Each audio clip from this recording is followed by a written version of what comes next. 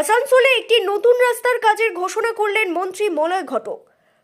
পশ্চিম বর্ধমান জেলার আসানসোল 54 নম্বর ওয়ার্ডে একটি নতুন ঢালাই রাস্তা করা হবে। এই কাজের আজ দুপুর 1টায় ঘোষণা করলেন রাজ্যের মন্ত্রী মলয় ঘটক। তাছাড়া তিনি জানিয়েছেন এই ওয়ার্ডে একাধিক কাজ পূর্বে করা হয়েছে।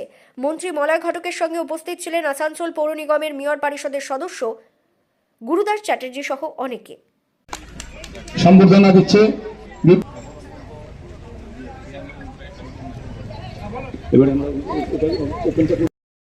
সদস্য এবং এই এলাকায় যে কাজ আমরা জবের থেকে সরকারে এসছি, মলয়দার হাত ধরে একটার পর একটা কাজ। আমি প্রথমে আপনাদের কাছে ক্ষমা প্রার্থী যে সকাল 10:30টার সময় এই অনুষ্ঠানটা হওয়ার কথা ছিল, এখন প্রায় 12:30 পৌনে 1টা বাজে। প্রায় 2 ঘন্টা এই রোদ্রে আপনারা বসে আছেন। যদিও শীতকাল, কিন্তু রোদে বসে থাকাটা খুব কষ্টকর। কিন্তু ভালো কাজের জন্য একটু কষ্ট সহ্য করতে হয়। এই ওয়ার্ডে আজকে যেটা হচ্ছে সেটা হচ্ছে আপনাদের দীর্ঘদিনের যে চাহিদা ছিল এই রাস্তাটা, প্রায় 30 লক্ষ টাকা, 29 লক্ষ কিছু বেশি টাকা দিয়ে পুরো ঢালাই রাস্তা হবে আপনাদের এই জায়গায়।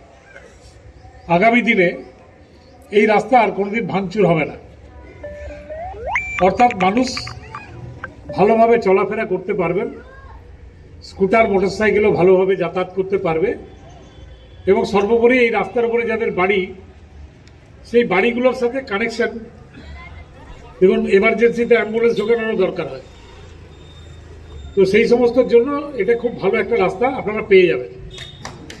এই 54 নম্বর ওয়ার্ডে আমরা অনেক কাজ করেছি।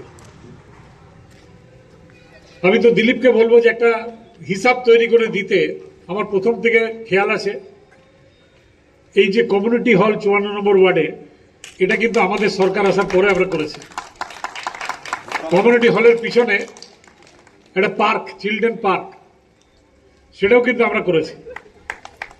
ওই পাড়াগুলোতে রাস্তা কিন্তু খুব খারাপ ছিল, ঢালাই রাস্তা। আমরা এডিটিএকে দিয়ে ঢালাই রাস্তাগুলো করেছিলাম।